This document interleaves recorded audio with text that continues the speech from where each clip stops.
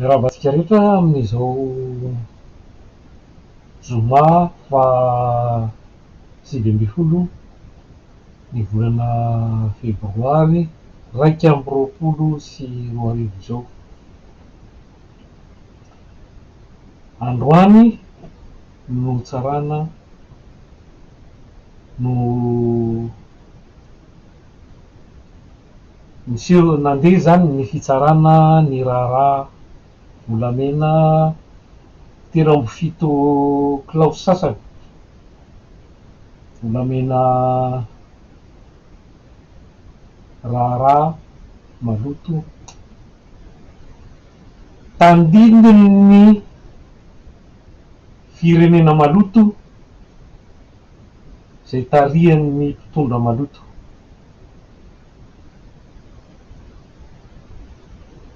Volamena malagasy miainga sy tratra miainga avy aty amin'ny tanin'ny malagasy nentin'ny malagasy de mbola ahitany ny fitondrana malagasy fialana bala fa volamena malianina andehakoriny hoe volamena ana Dobay fa feny rehetrarehetra tsy hiditra lalina amin'ny resaka lalàna satria samy manana ny sasan'anginy sy ny zavatra fantany ny tsirairay fa kosa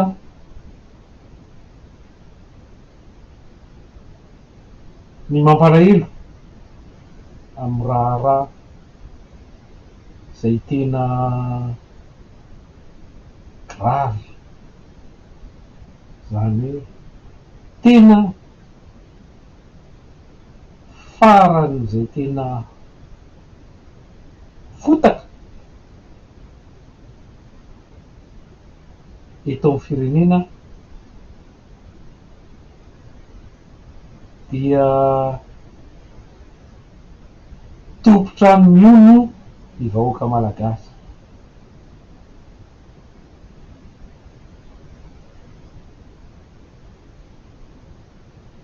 Mbola mipetraka fanontaniana hoe mbola antsika malagasy tokoa ve ty Madagasikara ty? Satria nanimponina eo aminy malagasy de vahiny eo amin'ny tany.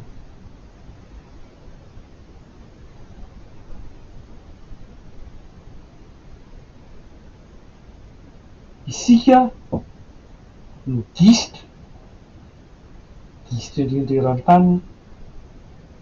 eo amin'ny lafiny rehetra resaka ekônômika, fahantrana,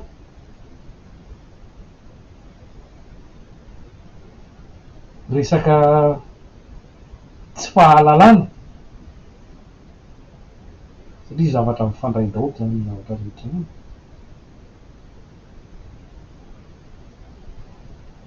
Dia farany nagida maimbo ny filazana satria raha ohatra ty resaka volamena ity zao no jerentsika, sika tompony ara tsy mahalala hoe inona marina ny tena zavatra nitranga. Ireo mpitondra antsika tsy afaka ary tsy manana fanazavana momba an'izany nefa ho ny tompona andraikitra dia ankinina tanteraka amina fitsarana vahiny. Marina ny lalàna iraisam-pirenena milaza fa eo amin'izay nahatratrarana ny fanaovana an'ilay trafika maizina no hitsarana ny raharaha fa na izany na tsy zany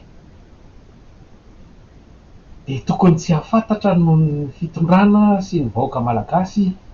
ny fitsarana afrikanina tatsimo na anao inona na anao inona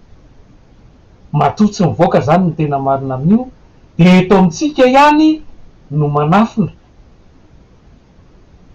sy misakana ny ahafantarana ny tena zava-misy marina amin'ny resaka volamena mbola isika malagasy ihany ve sika mbola isika ve ny tompony ty tany ty firenena mahantra indrindra rany tany ary efa araky ny fandinihana sy ny classification zany hoe vokatry ny fandinihana dia farany disotritsika nefa firenena manana arenina tsy tapesipeseny zany hoe arena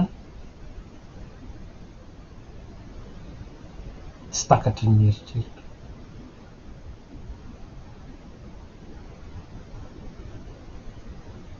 iza migolabina am'izany vai ny karana no manan-karena sy mizaozao ho tompony sy mpanjaka ny Madagasikara malagasy matin-kere na nisitrihana tany isitrihana trano isitrihana aza efa tsy ananany rehetra ary tsy zakany maro intsony ny fanofana zay tafokely isitrihana ahoana moa ny ilazanao fa any Madagasikara any malagasy Madagasikara fitondrana mpitondra malagasy no mangala tety mambotry manodikodina ny volam-bahoaka zay trosa ary manondrana atsokosoko io raha mahita io ny volamena malagasy io ny tratra fa volamena aman-taonina tsy ilaza fa ny zareo ihany io flo totakely io nefa ny teny fa ny kapasite zany hoe ny tena vokatra volamena a Madagasikara dia 120 tonnes isa-taona any fantany tsara zany io tratratsika ny 750 kilao fa ny sisy zany de efa tapotra navoaka an'ireo tsy vanina ka mampalahelo satria tany tsy misy fanjakana Madagasikara tany tsy misy lalàna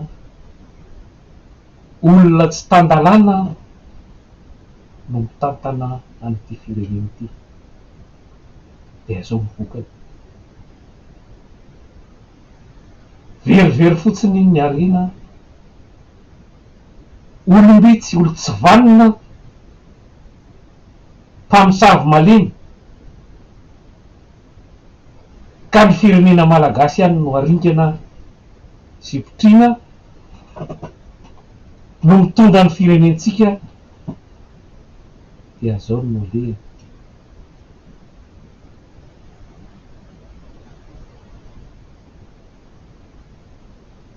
tsy misy tsony izany fahamarinana na justisy izany nanomboka tamin'ny taona 2021 namitehan'ireo mpanonga-panjakana mpivarotra tanindrazana sy mpanimba firenen'ireo ty firenentsika. Tsy misy tsony ny fahamarinana, tsy misy tsony ny justisy, tsy misy tsony zany ny fitsarana madio, araky ny voalaza ny ranavavy Hernevo omaly dia injustice no misy eto Madagasikara fa tsy justice intsony. Zay ny tena mampalahelo satria tsy olona ray na roa na telo fa raha hitena hoe aman'alina saiko na be loatra zay na tsy ampy ny mpitsara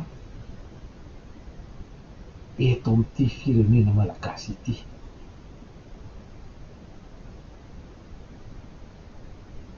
Petraka amin'ny fanontaniana hoe ahoana zany hoe firenena tsy misy fahamarinana, tsy misy fitsarana zany intsony. Tatitra voafatotra tongotra aman-tanana daholo zany, ary voatapina maso, voafeno vava ireto mpitsara aman'arivony. Tsy tena hoe analina manerana amin'ny Madagasikara ka de mangina moana mitazapotsiny ny zavatra tsy rariny eto amin'ny firenena. Tsy possible zany hoe tsy afaka ijoro amin'ny maha-firenena azy ny firenena iray raha tsy misy ny fahamarinana, satria tsisy firenena afaka miorona amin'ny lainga sy ny tsy marina zany, tsy afaka, tsy afaka. Ao anatin'ny dikany hoe repoblika izay resaka fahamarinana zay, zany hoe tsy misy repoblika raha tsy misy ny demokrasia, raha tsy misy ny demokrasia marina dia ny fahalalahana na atao hoe liberté ny rariny, zany hoe fanajana ny maha-olombelona na ny fahindrena, raison hoy ny fitenenana frantsay. Ny tany tandalana zany hoe état de droit, zany hoe tany misy lalàna, voafehin'ny lalàna ary manaraka ny lalàna daholo ny rehetrarehetra. Ny lalàna anie misy e, fa nisy hatramin'izay ny lalàna fa tsy resaka seripera, fikosehana tongotra na taratasy firana fa lalàna hajaina sy toavina ary ampiarina amin'ny rehetrarehetra. Zay ny atao hoe lalàna, io le antsointsika hoe lalam-panondroana. Ka raha lasa resaka fotsiny, zany hoe resaka taratasy fa tsy misy fampiarana, tsy misy fanajana azy, ka na ny faratampon'ny lalàna indrindra zany hoe ny haute cour constitutionnel na ny lalapa miaro ny lalam-panorenana ambony indrindra eto Madagasikara n'olona fosotra sy mifototra, olona tokony hiarony zany hoe fahamarinana zany no mivadika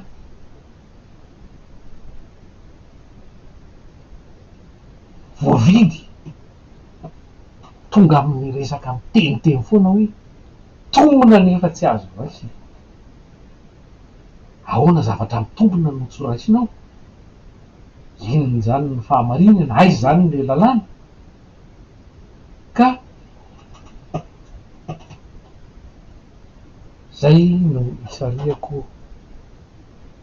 ny saitsika malagasy akatoko zao miara-manonja rahampitso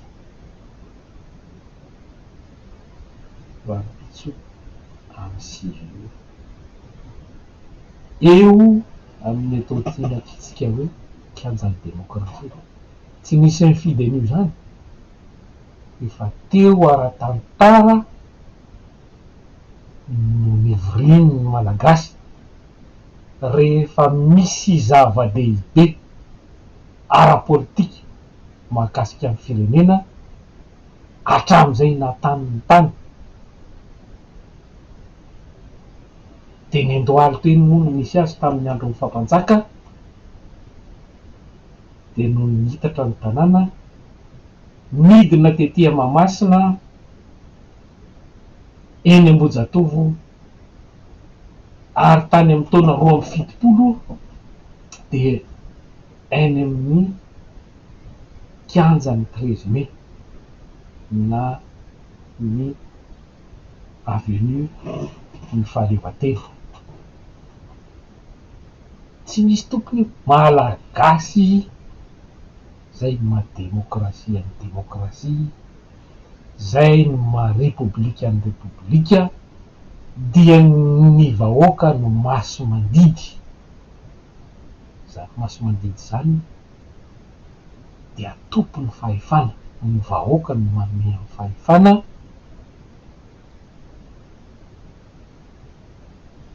ho an'ireo olona fidiny, ireo solombavam-bahoaka ary ny filoham-pirenena. Tsika moa de mazava ndray fa nofinofy zany filoham-pirenena zany efa hatramin'ny taona 2010 satria rehefa avy naka fitondran-keriny tamin'izany fotoana zany izy dia naka fitondrana indray tamin'ny Alabato sy ny Doblon 10 taona teoriana, de io mbola vato misakana sy mpamono ny demokrasia io. Ka mampahery ny vahoaka malagasy rehetra tsy hiempo fa maro de maro ny zavatra tsy rary atao firenena. Toy zany ny resaka tafika zay io mbola nahitana bavura namoizana aina zaza tanora malagasy tokony ho avy firenena no folaka-datony no mierisetra miaramila. Fanontaniana mbola mipetraka daholo zany ary isarihana ny sainy ireo mpitandro filaminana, vahoaka ohatran'ny vahoaka rehetra ianareo. Zany mpitandro filaminana zany indrindra izany hoe zandary na polisy zany dia natao hiaro ny fahamarinana, hiaro ny filaminana, hiaro ny ain'ny vahoaka malagasy maty sy mandidy, ary keo miaro ny fananana fa tsy hamono na hamolotra na hisambotra ny vahoaka manao fihetsehana milamina ara-dalàna araky ny lalàna satria fivoriana ampahalahafantarana ny zava-misy reo tatitra avy any amin'ny solombavambahoakany zay novidiny eto Antananarivo no ho atao rapitso da aprimo eo fitaovam-piadinanareo reo kely no finoana satria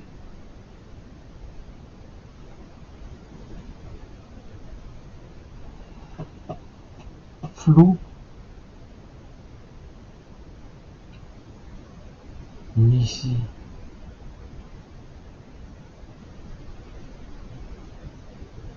ary manana problema psikiatrika no mitondratsika zany hoe raha tsorona moa zany amy tsotsotra fotsiny dia ataon'ny malagasy hoe mpitarivatry vilam-bava zany hoe zavatra teneny ny hafa ny ataony hafa mitokana noho ny meny anarana ny toerana eo Ambohijatovo hoe kianjan'ny demokrasia fa ny diny tsy azo nametraha tongotra intsony tsy azo anehoana akory izany hoe hevitra malalaka ary tsy vitany eo Ambohijatovo ihany fa hatrany amy 13 Mai de tapitra ny fefeny sy ny diny avokoa nefa izy no nisitraka ary nampiasa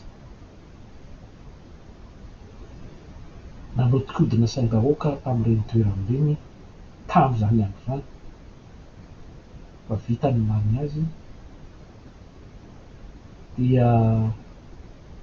lasa toerana fanty satria zay miditra am'ireny ny mpanakorotam-panjakana mpanakorotana firenena sasany araomby rediredy ny vazaha tsy hita fototra hoe jardin botanika jardin botanika zany tsy Ambohijatovo zany nanana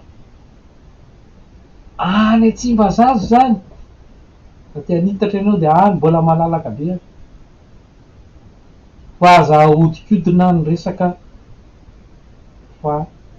tsy maintsy iakaranay tanàna tsy maintsy iakaranay ikianjana Ambohijatovo fantatra mivoaka daholo ny maramila rehetra fa tsy maintsy iakarana ny kianjana Ambohijatovo ary tsy azaka ny vahoaka malagasy zany kianjana Ambohijatovo zany fa na eny Ambohijatovo hatrany amy 13 Mai ara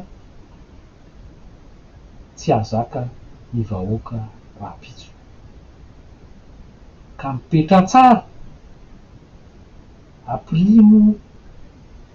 ireo fitaovam-piadina nareo reo miaramila mpamono'olona reo ary ampatsahivina anareo miaramila fa miandry anareo koa vao ampy zay olona aina malagasy ny vonivononareo tamy tsy atao zay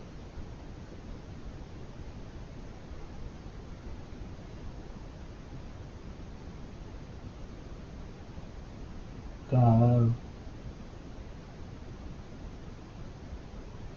mahereza daholo sika mianakavy tsy lefitra ary indrindra ivahina ary ko ay tambatra tsara mba hanavahana ireo mpandoto rano sy mpanakorotana efa mahazatra zay tsy maintsy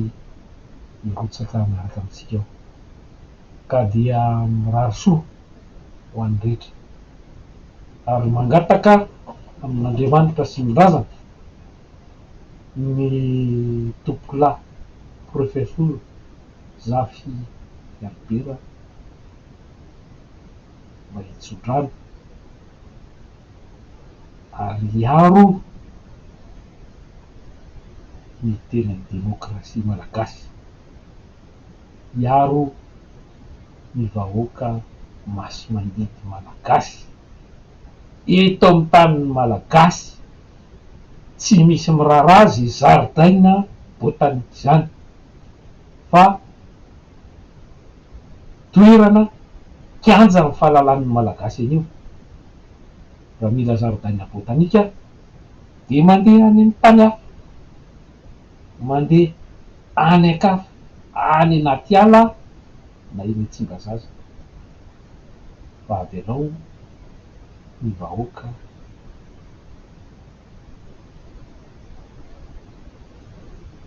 iaino ny tatitra